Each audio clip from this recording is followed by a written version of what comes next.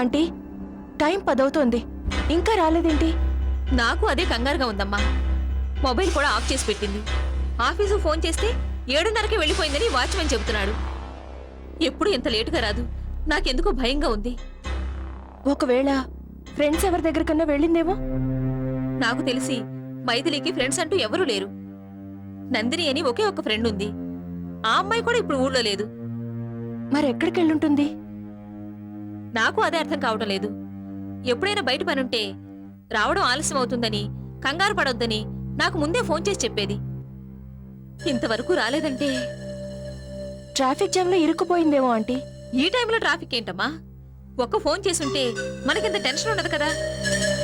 అసలే రోజులు బాగాలేవు. ఏ పేపర్ చూసినా, టీవీ వార్తలు చూసినా ఏం జరుగుతుందో వింటూనే ఉన్నాగా. నాకెందుకో ఆందోళనగా ఉంది. నా మనసు ఏదో కీడును శంకిస్తుంది. కొంపదీసి చెప్పండి ఆంటీ, ఆగిపోయారే? ఆ శరత్గాడు మైథిలి కోసం దారి కాసి మైథిలిని ఏమైనా... శరత్తా? అదేనమ్మా, మైథిలిని ప్రేమించానని, పెళ్లి చేసుకుంటానని మోసం చేశాడని చెప్పాను కదా. అలాంటి అనుమానం ఉంటే వెంటనే పోలీస్ స్టేషన్కి వెళ్ళి రిపోర్ట్ ఇవ్వచ్చు కదా. హాయ్, ఏంటి ఇక్కడున్నారు? ఇప్పటి వరకు ఏం చేస్తున్నావు? నీకోసం ఇక్కడ మేమెంత కంగారు పడుతున్నావో తెలుసా? Sorry aunty. ఎక్కడికి వెళ్ళావు? రావడం ఆలస్యం అవుతుందని ఒక్క ఫోన్ చేసి చెప్పొచ్చు కదా. ఏం జరిగిందోనని మేమిద్దరం టెన్షన్ తట్టుకోలేక పోలీస్ స్టేషన్ కూడా వెళదాం అనుకుంటున్నాం. I'm really sorry aunty. నేను ఫోన్ చేద్దామని అనుకున్నాను, కానీ వీలు పడలేదు. మీరింత టెన్షన్ పడతారనుకోలేదు. I'm very very sorry aunty. Office phone చేస్తే 7:30కే వెళ్ళిపోయావని వాచ్మెన్ చెప్పాడు. ఇప్పటి వరకు ఎక్కడికి వెళ్ళావు? వినయ్ డిన్నర్కి పిలిస్తే తప్పనిసరి పరిస్థితుల్లో వెళ్లాల్సి వచ్చింది. తప్పించుకోవడానికి ఎంత ట్రై చేసినా కుదరలేదు. ఆ విషయం ఫోన్ చేసి చెప్పొచ్చు కదా. వాడితో మాట్లాడాలంటేనే నాకు చాలా చిరాకు. ఇంకా వాడితో డిన్నర్ చేయడం అంటే నాకు బుర్ర పనిచేయలేదు. ఇంతసేపు వాడితో ఏదో మెకానికల్గా టైంపాస్ చేశాను. ఆ మూడ్లో మీకు ఫోన్ చేయాలని ఆలోచనే రాలేదు. Please aunty, forgive me please. సరే సరే, భోజనం కూడా చేయకుండా నీకోసం ఎంత టెన్షన్ పడ్డామో తెలుసా? రా రామ్మా.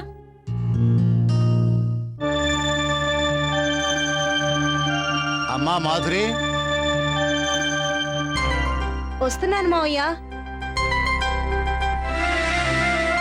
ఏం మావయ్య? ఆఫీస్కు టైం అయినట్టుంది. బయలుదేరుతున్నాను మావయ్య. చూడమ్మా, ఈ రోజు నేను ఆఫీస్కు రావటం లేదు. ఆఫీస్కి వెళ్ళేటప్పుడు ఈ ఫైల్ తీసుకెళ్ళు. సాయంత్రం ఆడిటర్ గారు మన ఆఫీస్కి వచ్చి ఈ ఫైల్ తీసుకెళ్తారు. ఈ లోపు కంప్యూటర్లో ఫీడ్ చేయి. ఇది బ్యాంక్ స్టేట్మెంట్ ఫైల్. ఎన్ని పనులున్నా సరే పక్కన పడేసి దీని సంగతి చూడు. చాలా ఇంపార్టెంట్ ఫైల్. అలాగే మావయ్య, మీకు కాఫీ ఇమ్మంటారా? తీసుకురామ్మా. తీసుకొస్తాను.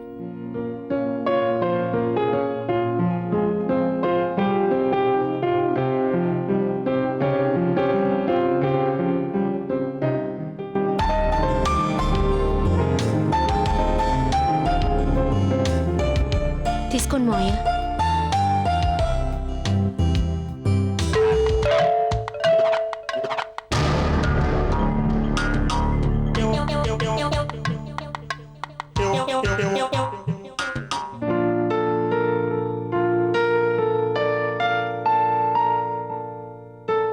వెళ్ళిస్తాను మావయ్య. మంచిదమ్మా.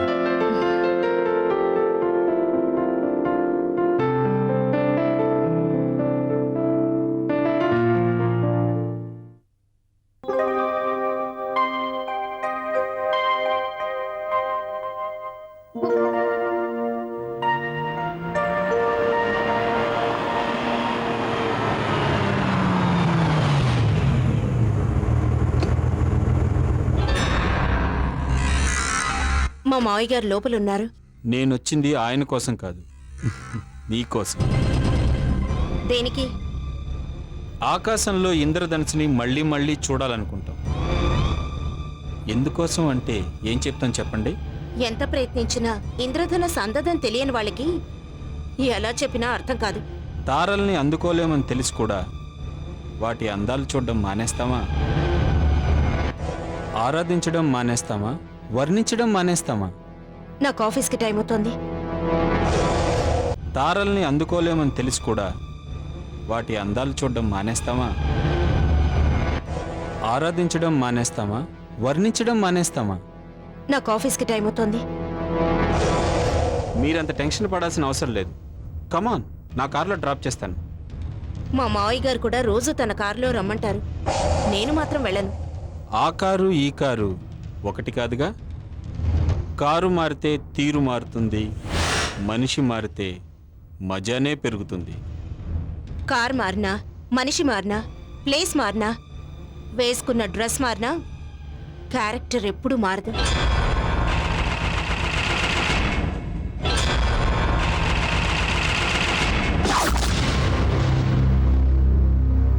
ఆకాశం అందదని తెలిసి అందుకోవాలని ప్రయత్నించాం, కానీ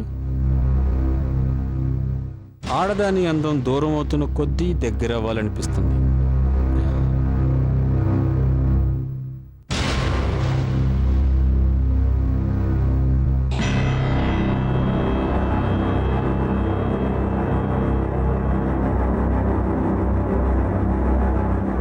ఇదేమిటి, ఈ అమ్మాయి ఇక్కడే ఫైల్ పెట్టి మర్చిపోయిందే.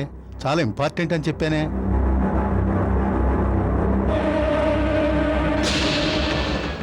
నమస్కారం సార్. రండి సార్, రండి, కూర్చోండి.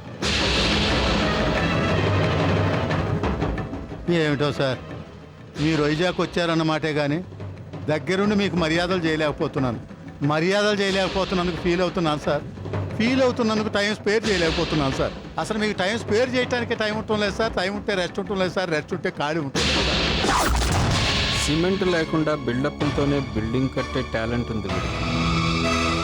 సార్, బ్రేక్ఫాస్ట్లోకి కాకినాడ పీతల కుర్మా చేయించమంటారా? లంచ్లోకి వంజరపు చేపల వేపుడు, టైగర్ ఫ్రాన్స్ పలావు చేయించమంటారా? డిన్నర్లోకి నీటికోడి, నాటుకోడి, గిన్నెకోడి, అగ్నికోడి పులుసు చేయించి పిట్ట మాంసంతో. మర్యాదల తర్వాత ముందు మ్యాటర్ గురించి చెప్పండి. మల్లీశ్వరి సర్చింగ్ ఎంతవరకు వచ్చింది? డే అండ్ నైట్ వెతుకుతున్నాం సార్. ఇప్పుడే కదా నాకు మర్యాదలు చేయడానికి కూడా టైం లేదంటున్నావు. మరి మల్లీశ్వరిని వెతకడానికి టైం ఎక్కడిది నీకు? అంటే మావాడను పెట్టి ఎతికిస్తున్నాను సార్.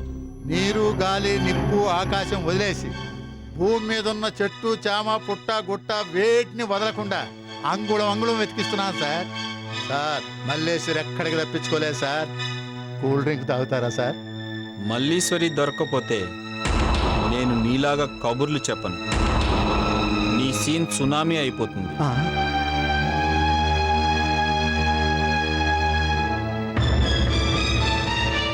ఫైల్ మర్చిపోయాను మావయ్య గారు, దానికోసం తిరిగి వచ్చాను.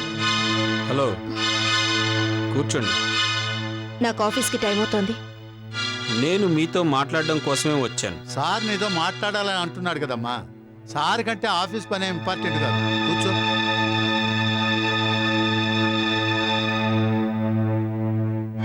ఏం మాట్లాడాలి? నీకు టెక్ ఎక్కువే. నిన్ను ఎలా దారిలోకి తీసుకురావాలో నాకు బాగా తెలుసు. మల్లీశ్వరి ఎలా మిస్ అయింది?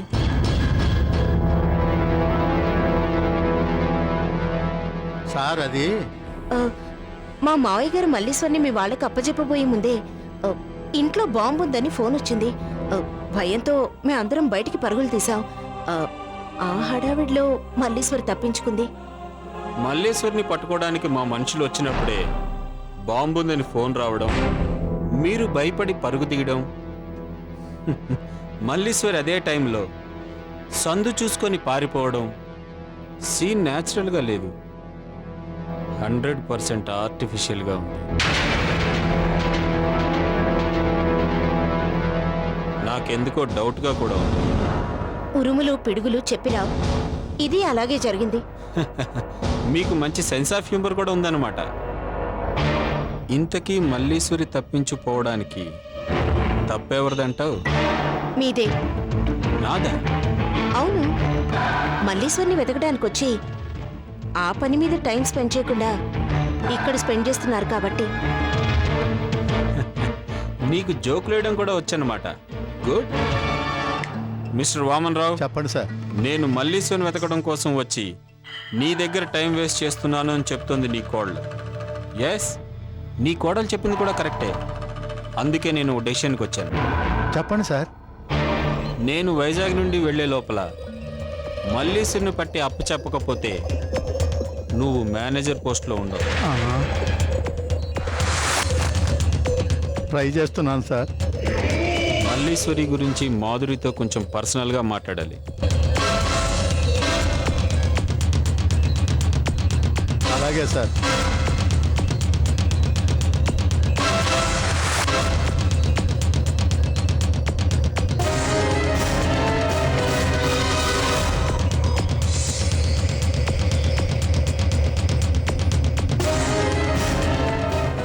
నిన్ను చూడడం కోసం, నీతో మాట్లాడడం కోసమైనా నేను మీ ఆఫీసులో జాయిన్ అయిపోవాలనిపిస్తుంది.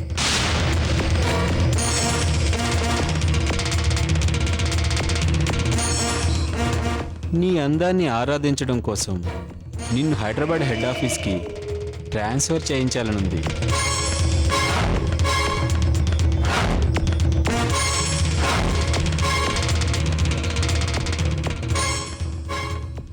నీ అందం రెట్టింపవడం కోసం 10 రోజులకో ప్రమోషన్, నెలకో బోనస్ ఇవ్వాలనుంది.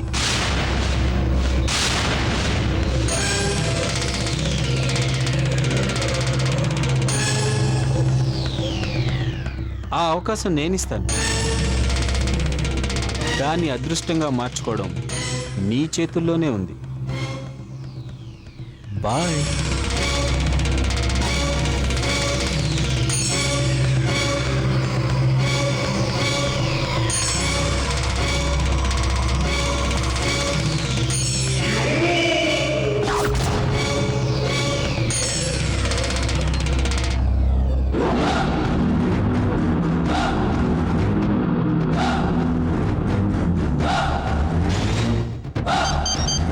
ఏంటి ఇంత ఉదయాన్నే ఫోన్ చేశాడు? లిఫ్ట్ చెయ్యాలా వద్దా? Hello sir, good morning sir. Good morning. How are you Maithili? Fine. ఏంటో మైథిలి, నువ్వు ఆఫీస్లో జాయిన్ అయిన తర్వాత నువ్వు లేకుండా ఆఫీస్కి వెళ్ళాలంటేనే బోర్గా ఉంది. ఆఫీస్లో నీకు రెస్ట్ రూమ్ కట్టించేస్తాను, అక్కడే ఉండిపోవచ్చు కదా. మాట్లాడవేంటి? సార్ అది ఆఫీస్లో నీకు రెస్ట్ రూమ్ కట్టించేస్తాను, అక్కడే ఉండిపోవచ్చు కదా. మాట్లాడవేంటి? సార్ అది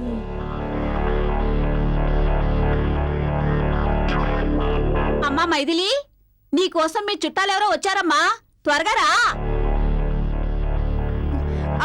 వస్తున్నానండి. నా కోసం మా రిలేటివ్స్ ఎవరు వచ్చారు, నేను మళ్ళీ ఫోన్ చేస్తానండి. బాయ్.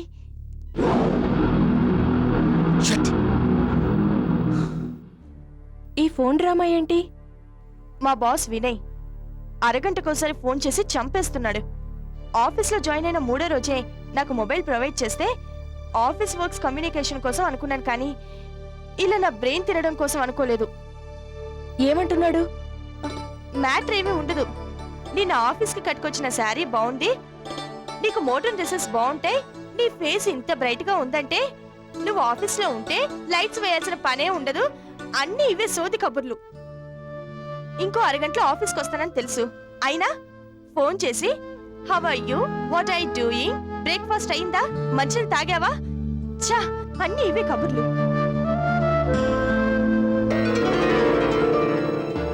ఆఫీస్లో అతిగా ఏమైనా బిహేవ్ చేస్తున్నాడా? ఏ టాపిక్ మాట్లాడినా తెలివిగా మాట్లాడినట్టు టాపిక్ ని డైవర్ట్ చేసి నా మీద ఓవర్ ఇంట్రెస్ట్ చూపిస్తున్నాడు. ఓవర్ ఇంట్రెస్ట్ అంటే బ్యాడ్ గా బిహేవ్ చేస్తున్నాడా? నేనేదో అతనికి సుపీరియర్ అయినట్టు ఆఫీస్ కు సంబంధించిన అన్ని విషయాలకి నా మీదే డిపెండ్ అయిపోతున్నాడు. అవసరం ఉన్నా లేకపోయినా నా పర్సనల్ విషయాలు మాట్లాడడానికే ఎక్కువ ఇంపార్టెన్స్ ఇస్తున్నాడు. నన్ను ఎంకరేజ్ చేస్తున్నట్టు భుజం తట్టడం, అప్రిషియేట్ చేస్తున్నట్టు షేక్ హ్యాండ్ ఇవ్వడం, పక్కన కూర్చొని మాట్లాడుతున్నప్పుడు క్యాజువల్ గా తగిలినట్టు టచ్ చేయడం, ఇదంతా చూస్తుంటే నాకు భయం వేస్తోంది. ఇదే కంటిన్యూ అయితే ఈ ఉద్యోగం ఎక్కువ రోజులు చేయనేమో అనిపిస్తోంది. క్రూర మృగాల మధ్య బతికితే ప్రాణభయం తప్ప మరో భయం ఉండదు, కానీ ఈ మగాళ్ళ మధ్య బతకాలంటే మాత్రం 100 రకాలుగా భయపడాల్సి వస్తుంది. అప్పుడే తొందరపడి జాబ్ మానేయాలనే నిర్ణయం తీసుకోకు. నువ్వు కొందరిలాంటి దానివి కాదని నీ మాటల్లోనూ చేతల్లోనూ అతనికి తెలిసేటట్టు బిహేవ్ చెయ్యి. నీ బిహేవియర్ ద్వారా నీ క్యారెక్టర్ ఏంటో అతనికి తెలిసేలా చెయ్యి. ఆటోమేటిక్గా సైలెంట్ అయిపోతాడు. ఎక్కడ చూసినా ఇలాంటి పరిస్థితులే ఉన్నాయి మైథిలి. భయపడుతూ ఎన్ని చోట్ల మానేస్తాం, ఎన్నిసార్లు మానేస్తాం చెప్పు? మనం స్ట్రిక్ట్గా ఉంటే మనల్ని ఎవరూ ఏమీ చేయలేరు. ఎలాంటి పరిస్థితులనైనా మనకు అనువుగా మార్చుకోవడానికే తెలివిగా ప్రయత్నించాలి. అప్పటికీ సాధ్యం కాదనుకుంటే ఏం చెయ్యాలనేది అప్పుడు ఆలోచించొచ్చు. నా ఆఫీస్ కూడా నువ్వెళ్లే దారిలోనే కదా. టిఫిన్ చేసి కలిసి వెళ్దాం రా మైథిలి. చాలు. నువ్వు భోంచేసావా? నేను తర్వాత తింటానా? మీ అమ్మ ఎక్కడికి వెళ్ళింది? పక్కింటి ఆంటీ కొత్త ఆవకాయ పడుతుందంటేను హెల్ప్ చేయడానికి వెళ్ళింది. నన్ను వెళ్ళి పిలుచుకురమ్మంటావు నాన్న? వద్దులే.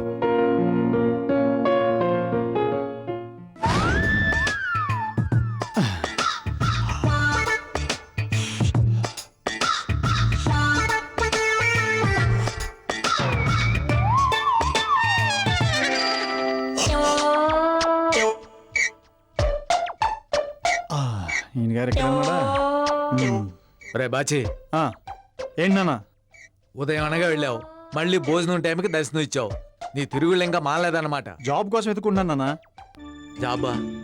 ఆటోనగర్లో నాకు తెలిసిన వాళ్ళు ఉన్నారు. వర్క్షాప్లో ఏదైనా పని చూడమని చెప్పనా? ఆ పని చేయండి, వెంటనే వెళ్ళి జాయిన్ అయిపోతా. అయినా నాకు తెలిసి ఉద్యోగాలు చేయడం వేస్ట్ నాన్న. అన్నయ్య నీకు అన్నం పెట్టేనా? ఎప్పుడు తిండికోలేనా? పెద్దవాళ్ళం ఇక్కడ మాట్లాడుకుంటున్నాం కదా, లోపలికి వెళ్ళి 2 ఆమ్లెట్లు. 2 సార్లు జైలుకి వెళ్ళి వచ్చిన బిల్డప్లు మాత్రం తగ్గలేదు. ఏంటి కొనుక్కుంటున్నావు? గొనుక్కోవడం ఏంటి? పళ్ళకు దురద పుడితేను నాలుగుతో గోక్కుంటున్నాడు. లోపలికి వెళ్ళి అట్ల కడితే గీక్కో. అలా ఉద్యోగం చేయకపోతే ఇంకేం చేస్తావురా? మన ఇంటి మీద అప్పు ఎంత ఉంది నాన్న? నేను అడిగిందేంటి, నువ్వు మాట్లాడుతోందేంటి? వస్తున్నా, ఆ పాయింట్కే వస్తున్నా. మన ఇంటి మీద అప్పు ఎంత ఉంది అని. 1,00,000. మన ఇల్లు అమ్మేసామనుకోండి, ఎంత వస్తుంది? ఆహా, ఇల్లు అమ్ముడు అయిపోయినట్టు మీరు ఫీల్ అయిపోయి డబ్బు కట్టలు వచ్చేసినట్టు నేను ఫీల్ అయిపోనక్కర్లేదు. ఊరికే అడుగుతున్నాను, ఎంత వస్తుంది? ఓ 25,00,000 వరకు రావచ్చు. మీరింకా పాతకాలంలోనే ఉన్నారు. శవాలను కాల్చే శ్మశానంలో కూడా గజం 5,000 అమ్ముతున్నారు. మన ఇల్లు అమ్మితే గ్యారంటీగా 40 లక్షలకు తక్కువ రాదు. ఏంటి ఈ ఇల్లు అమ్మేస్తారా? ఇల్లు అమ్మకుండా నీ పెళ్లి ఎలా జరుగుతుందే? ఆయన పెద్దోళ్ళు మాట్లాడుకుంటుంటే మధ్యలో నీకెందుకే బోడంకాయ? లోపలికి వెళ్ళి ఆమ్లెట్లు మారిపోకుండా చూడు. ఎలా ఎలా ఇంతకీ మీరేమంటారు? అమ్మేస్తే ఏముంది, మొదటి 1,00,000 రూపాయలతో బాకీ తీర్చేస్తాం. ఆ మిగతా డబ్బుతో ఏదైనా బిజినెస్ చేస్తాం. దాంతో ప్రాబ్లం సాల్వ్డ్. లైఫ్ ఎంజాయ్ చేయాలి నానా. ఏం బిజినెస్ పెడతావు? డబ్బు చేతికి వచ్చిన తర్వాత ఆలోచిద్దాం. ఆలోచించడానికే డబ్బు ఎందుకురా? చేతిలో డబ్బులుంటే బుర్రలో ఆలోచనలు పుట్టగొడుగులో పుట్టుకొస్తాయి. నువ్వు వ్యాపారానికి పనికిరావు. చేసిన తర్వాత కదా తెలిసేది. సొంత ఇల్లు ఉండబట్టే నీకు నాకు పని లేకపోయినా అద్దె కట్టే పని లేకుండా నీడ పట్టునుంటున్నాం. ఇదైనా ఉండబట్టే తిన్నా తినకపోయినా గుట్టుగా ఇంట్లో ఉంటున్నాం. ఉన్నిళ్ళు అమ్మేసి రోడ్లు పాలయ్యే ప్రసక్తే లేదు. ఇలా భయపడబట్టే మిడిల్ క్లాస్ వాళ్ళు పైకి ఎదగలేకపోతున్నారు నాన్న. ఈ గోడలో గచ్చులు నీడనివ్వగలవు గానీ మనల్ని హై క్లాస్ మనుషులు చేయలేవు. లైఫ్లో ఎదగాలంటే రిస్క్ చేయాలి నాన్న. ఇదిగో వచ్చిన డబ్బంతా నాకే ఇవ్వక్కర్లేదు. మన ఇద్దరం కలిసి పార్ట్నర్షిప్ లో బిజినెస్ చేద్దాం. ఏమంటారు? ముందు భోజనం చేసి తర్వాత ఉద్యోగం ఎత్తుక్కో. సత్యమూర్తి, నీకు పుట్టడం నాది బుద్ధి తక్కువ. అన్నయ్య ఏంటే? మాడిపోయింది. ఏంటది? ఆమ్లెట్ తీసుకెళ్ళి మీ నాన్నగారికి ఎట్టు.